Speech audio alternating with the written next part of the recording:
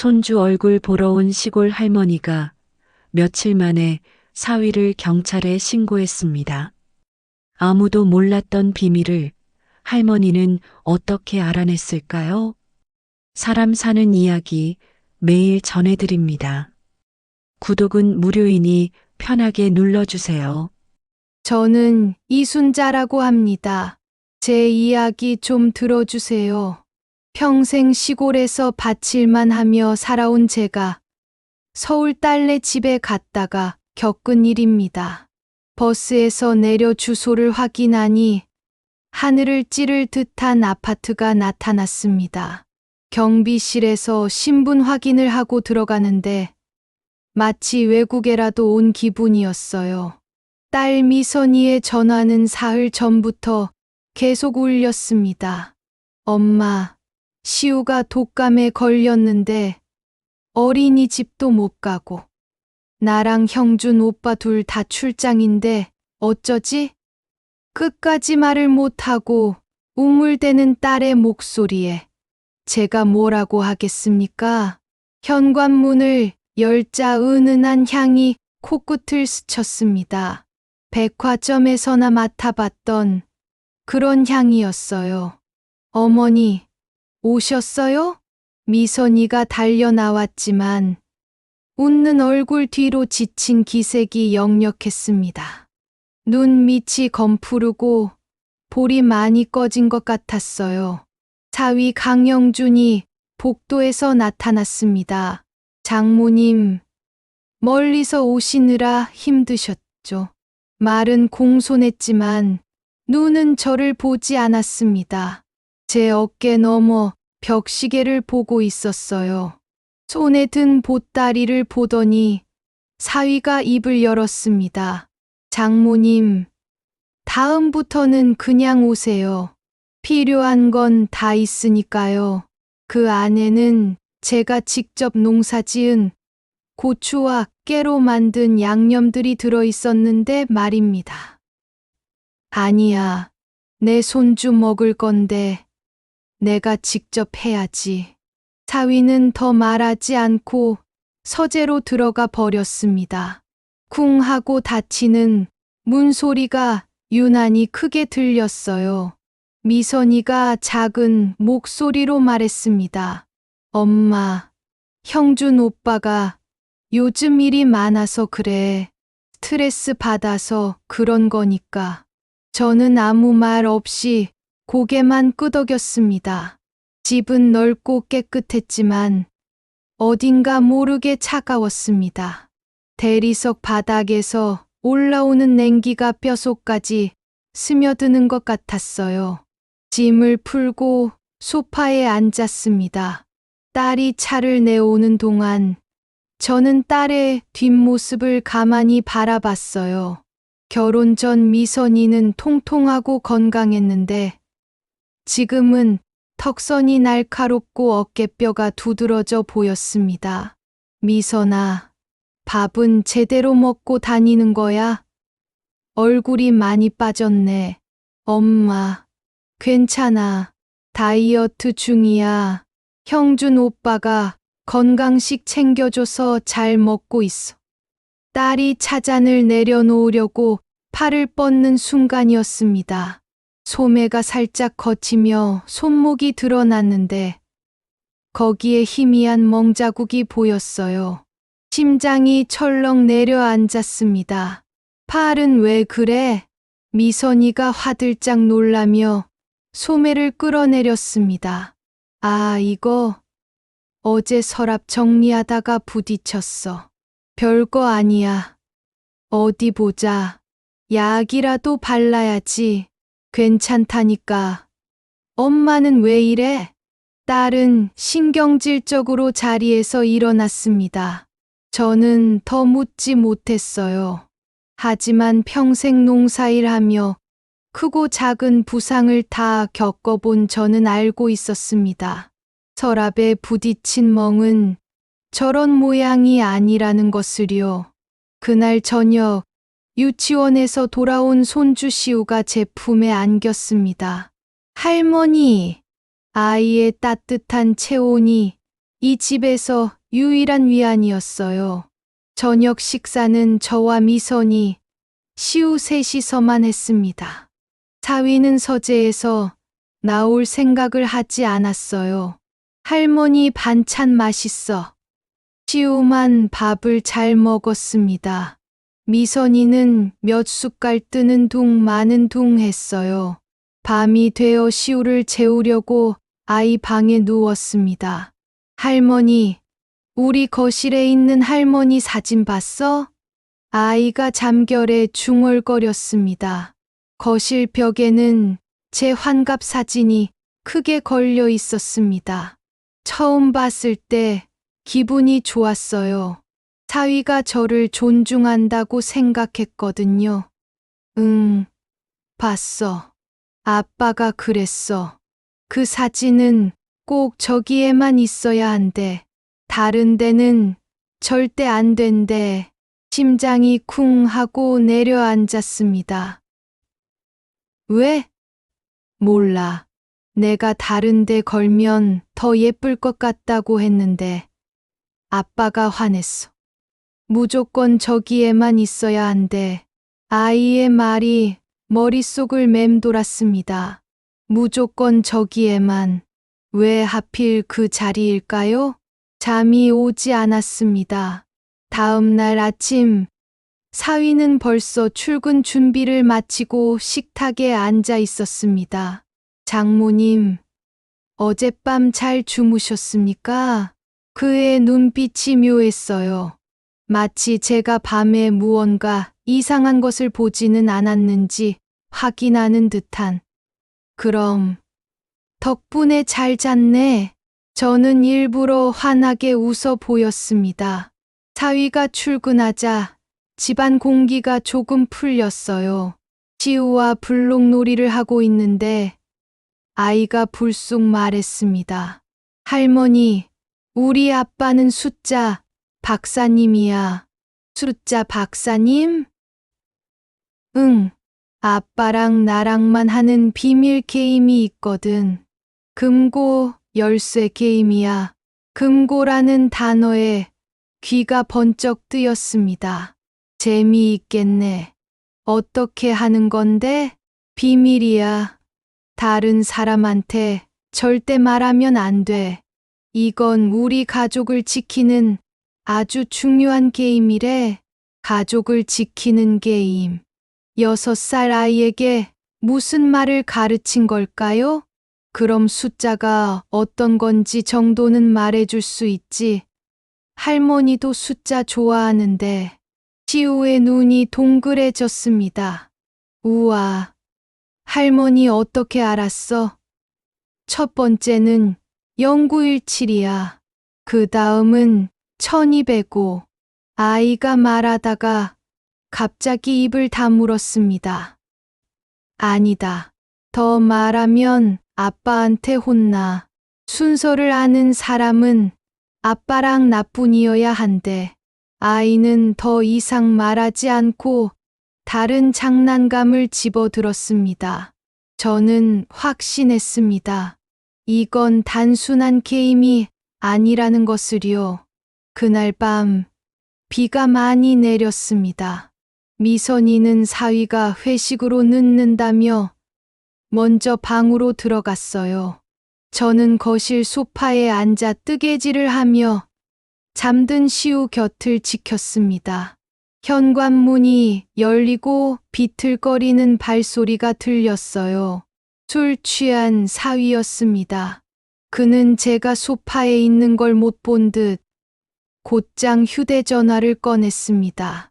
내가 오늘까지라고 했을 텐데. 당신 지금 나랑 장난해? 낮지만 분노가 가득한 목소리였습니다. 상황이 여의치 않다고. 그 돈이 어떤 돈인데 아직도 질질 끌어? 저는 숨을 죽이고 소파 뒤에 몸을 숨겼습니다.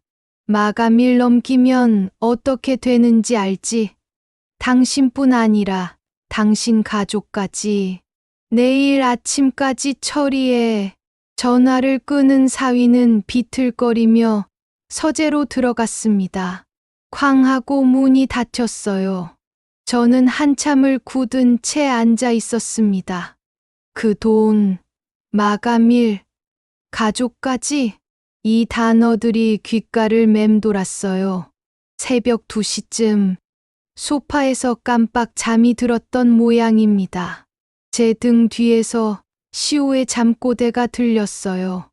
아니야, 아빠, 거기 말고 할머니 사진 뒤에 0917부터 온몸에 소름이 돋았습니다. 할머니 사진 뒤에 0917부터 이것은 단순한 아이의 꿈이 아니었습니다. 아버지가 아들에게 끝없이 주입시킨 암호였던 거예요. 저는 잠든 아이의 얼굴을 들여다봤습니다. 이 아이는 대체 무엇을 보고 듣고 자란 걸까요? 창밖에 비는 그쳤지만 제 마음속에는 폭풍우가 몰아치기 시작했습니다. 다음 날 아침 식탁의 분위기는 무거웠습니다. 저는 기회를 놓치지 않기로 마음먹었어요. 형준 씨, 어젯밤 늦게까지 고생 많았네. 국을 사위 앞에 놓으며 말했습니다. 자네 보면 참 대단하다는 생각이 들어. 요즘 세상에 돈 벌기가 어디 쉬운가. 나는 평생 밭 갈며 푼돈 벌었는데 자네는 큰 돈을 굴리니 말이야. 비결이라도 있는 게가? 사위가 태블릿에서 눈을 떼고 저를 쳐다봤습니다. 장모님. 응, 장모님께서 평생 버신 돈, 저는 하루면 벌 수 있습니다. 이건 비결의 문제가 아니라 세상을 아느냐, 모르느냐의 차이죠. 그러니 그런 건 궁금해하지 마시고 시우나 잘 봐주시는 게 장모님이 하실 일입니다. 그 말은 뺨을 때리는 것과 같았어요. 하지만 저는 중요한 걸 확인했습니다. 그는 자신의 영역을 침범하는 걸 극도로 경계한다는 것을요. 사위가 출근한 뒤 저는 미선이에게 다가갔습니다. 미선아, 어젯밤에 시우가 잠꼬대 하더라. 할머니 사진 뒤에 뭐가 어쨌다나? 미선이의 얼굴에서 웃음이 사라졌습니다. 애들 말이 다 그렇지 뭐. 요즘 유치원에서 숫자 놀이 많이 해서 그런가 봐. 딸의 목소리가 떨리고 있었습니다. 그런가. 근데 할머니 사진 뒤라는 말은 왜 했을까? 엄마, 별걸 다 신경 쓰네. 애 잠꼬대 가지고 뭘 그렇게 심각하게 생각해. 피곤하다 정말. 미선이는 거실로 나가버렸습니다. 딸은 알고 있었어요. 최소한 무언가 이상하다는 걸 느끼고 있었던 겁니다. 그날 오후 저는 시우에게 조심스럽게 물었습니다. 시우야, 금고 열쇠 게임 말이야. 첫 번째가 0917이라고 했지. 그럼 다음은 뭐야? 시우의 얼굴이 하얗게 질렸습니다. 할머니, 그건 엄마한테도 말하면 안 되는 비밀이야. 아이의 목소리는 공포에 질려 있었어요. 아빠가 순서 틀리거나 다른 사람한테 말하면 우리 가족 큰일 난다고 그랬어. 저는 더 이상 물을 수 없었습니다. 아이를 꼭 안아줬어요. 모든 것이 명확해졌습니다. 사위는 자신의 비밀을 손주의 기억 속에 숨겨놓은 것이었습니다. 다음 날 미선이가 시우를 데리고 병원에 간다며 집을 나섰습니다. 드디어 저 혼자만 남게 된 거예요. 저는 거실 벽에 걸린 제 사진으로 다가갔습니다. 청소하다 실수로 사진이 떨어진 것처럼 꾸몄어요. 쿵! 액자가 바닥에 떨어졌습니다. 액자를 치우고 벽을 자세히 보니 아주 미세한 선이 보였습니다. 사각형 모양의 이음새였어요. 저는 손끝으로 그 부분을 눌러봤습니다. 여러 번 시도 끝에 딸깍 하는 소리가 들렸습니다. 벽의 일부가 안쪽으로 들어가며 금고 문이 드러났어요. 디지털 숫자판이 달린 최신형 금고였습니다. 저는 금고를 다시 닫고 벽을 원래대로 밀어 넣었습니다. 시우가 말한 숫자 순서만 알면 저 금고를 열 수 있을 것 같았어요. 그날 저녁 저는 일부러 찌그러진 액자를 테이블 위에 올려놨습니다. 사위가 돌아와 그걸 발견하더니 저를 쳐다봤어요. 장모님, 이건 어떻게 된 겁니까? 미선이가 황급히 변명했습니다. 형준 오빠, 엄마가 청소하시다가 실수로 떨어뜨리셨대. 내가 새로 살게. 하지만 사위는 여전히 저를 응시했습니다. 장모님, 저는 제 물건에 다른 사람 손이 타는 걸 무척 싫어합니다. 특히 제 서재는 더더욱요. 그의 말은 경고였습니다. 그날 밤 모두가 잠든 시각에 저는 깨어 있었습니다. 서재 문이 열리고 사위가 거실로 나왔어요. 저는 호준이 방 문틈으로 밖을 엿봤습니다. 사위는 제 사진이 있던 벽 앞에 섰습니다. 그는 휴대전화 같은 걸 벽에 갖다 대더니 벽을 밀었어요. 벽이 열리며 금고가 나타났습니다. 그는 안에서 서류를 꺼내고 다른 걸 넣었어요. 금고를 닫자 벽은 다시 완벽한 모습으로 돌아갔습니다. 이제 모든 게 확인됐습니다. 다음 날 미선이와 시우가 마트에 간 사이 저는 서재로 들어갔습니다. 벽 앞에 서서 이음새의 여러 지점을 눌러봤어요.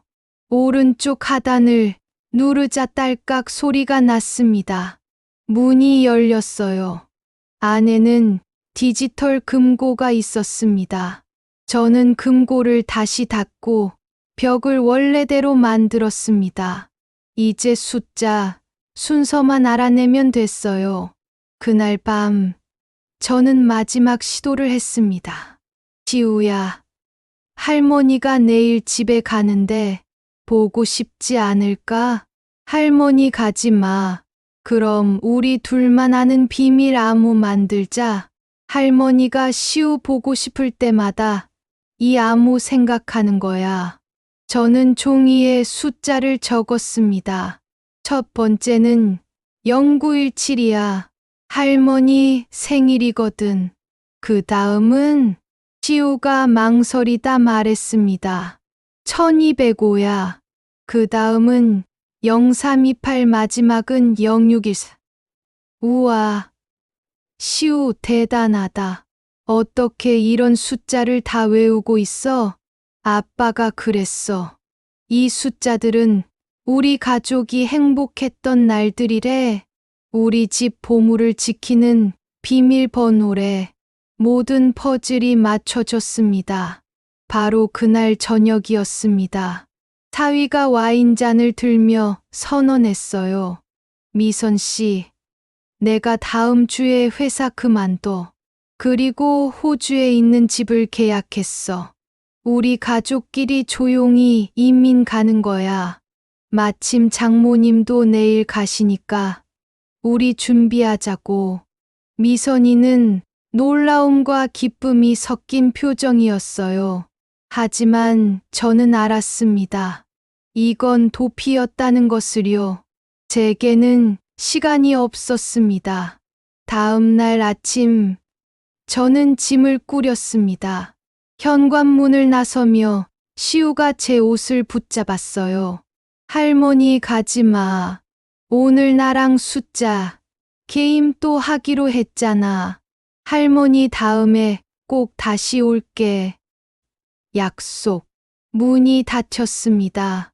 저는 아파트를 나와 근처 공원으로 향했어요. 벤치에 앉아 마지막으로 제 자신에게 물었습니다. 정말 이 길이 맞는 건가? 하지만 더 이상 망설일 수 없었습니다.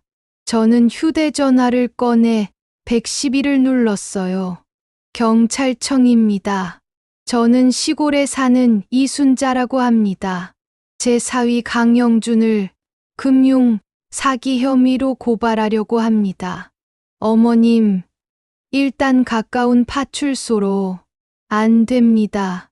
이 사건은 파출소에서 다룰 게 아닙니다. 지금 이 순간에도 용의자는 해외 보피를 준비하고 있습니다. 경제범죄 수사팀으로 연결해 주십시오.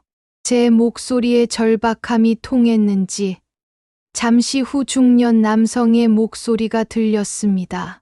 서울청 경제범죄 수사팀 김동수입니다. 말씀하세요. 저는 지난 며칠간 제가 본 모든 것을 쏟아냈습니다. 통화가 끝난 지 1시간도 안 돼서 검은 승용차가 공원 앞에 섰어요. 김 팀장과 형사 3명이 내렸습니다. 어머님, 강영준의 이름이 최근 투자 사기 용의자 명단에 올라와 있습니다. 어머님의 제보가 결정적일 것 같습니다. 형사들은 즉시 영장을 발부받고 출국 금지 조치를 요청했어요. 저는 김 팀장의 차를 타고 딸의 아파트로 향했습니다. 1시간쯤 후 무전기에서 목소리가 들렸습니다. 팀장님, 대상 차량 아파트 진입 확인. 즉시 진입하겠습니다. 사위가 다시 집으로 돌아온 거였어요. 초록색 외제차가 주차장에 들어서자 여러 대의 차량이 에워쌌습니다. 강영준 씨, 멈추시오. 형사들이 나타나자 사위의 얼굴이 일그러졌어요. 당신들 뭐야? 내가 누군 줄 알고. 미선이는 상황을 이해하지 못한 채 울고 있는 시우를 안고 있었습니다. 그녀의 시선이 형사들 뒤에 저를 발견한 순간 얼굴에 절망이 드리워졌어요. 김 팀장이 영장을 펼쳐 보였습니다. 특정경제범죄 가중처벌법 위반, 사기 및 횡령 혐의로 당신을 긴급 체포합니다. 사위와 미선이가 집으로 끌려 들어왔습니다. 김 팀장이 서재로 들어서며 물었어요. 벽 뒤 비밀 금고 순순히 열겠나? 사위가 입을 다물자 저는 형사들을 거실 벽 앞으로 안내했습니다. 비밀번호는 0917-1205 0328-0614입니다. 한 형사가 숫자를 입력하자 띠리릭 소리와 함께 금고 문이 열렸어요. 안에는 수십억 원의 현금, 위조 여권, 대포 통장들이 가득했습니다. 이런 온 가족이 세계 여행이라도 할 셈이었나? 젊은 형사가 시우 방에서 공룡 저금통을 가져왔어요. 와장창 소리와 함께 저금통이 깨지자 안에서 외장 하드디스크 여러 개가 쏟아졌습니다. 팀장님, 여기 모든 투자자 명단과 자금 흐름이 다 들어 있습니다. 그것이 결정타였어요. 형사들이 사위의 손목에 수갑을 채웠습니다. 철컥 소리가 집안 가득 울렸어요. 미선이는 바닥에 주저앉아 소리 없이 울었습니다. 수갑 찬 사위가 끌려 나가는 순간 복도에서 카메라 플래시가 터졌습니다. 그의 마지막 시선은 미선이도 시우도 아닌 오직 저를 향했어요. 증오로 가득한 눈빛이었습니다. 사위가 사라진 집은 아수라장이었습니다. 저는 바닥에 주저앉은 미선이에게 천천히 다가갔어요. 미선아, 일어나. 딸이 고개를 들었습니다. 텅 빈 눈동자였어요. 저는 딸을 일으켜 세웠습니다. 모든 수사가 끝나고 형사들이 떠난 뒤 집엔 무거운 침묵만 남았습니다. 해가 지고 도시의 불빛이 하나둘 켜졌어요. 그때 제 어깨에 기대어 있던 미선이가 속삭였습니다. 엄마, 미안해. 내가 다 틀렸어. 저는 딸의 등을 말없이 토닥여 줬습니다. 다음 날부터 세상은 우리 이야기로 떠들썩했어요. 수백억 원대 투자 사기범 검거, 뉴스에서 연일 사건을 다뤘습니다. 사위의 모든 재산은 범죄 수익으로 동결됐고, 우리는 시우의 옷까지만 챙겨 집을 나와야 했어요. 저희는 제 낡은 집으로 거처를 옮겼습니다. 방 2칸짜리 낡은 집이었지만 그 차가운 아파트보다 100배, 1000배 따뜻했어요. 미선이는 며칠 동안 방에만 틀어박혀 있었습니다. 저는 억지로 다그치지 않았어요. 그저 밥을 차려 문 앞에 놓고 밤새 끙끙 앓는 딸의 등을 쓸어줬습니다. 일주일쯤 지나자 미선이가 스스로 방문을 열었어요. 엄마, 나 이제 어떻게 해야 해? 살아야지. 너는 살아야 해. 시우, 엄마잖아. 다 내 잘못이야. 내가 더 빨리 알았어야 했어. 그럼 갚아 나가면 되는 거야. 도망치지 않고 정면으로 마주 보는 거야. 엄마가 옆에 있을게. 그날 이후 미선이는 달라지기 시작했어요.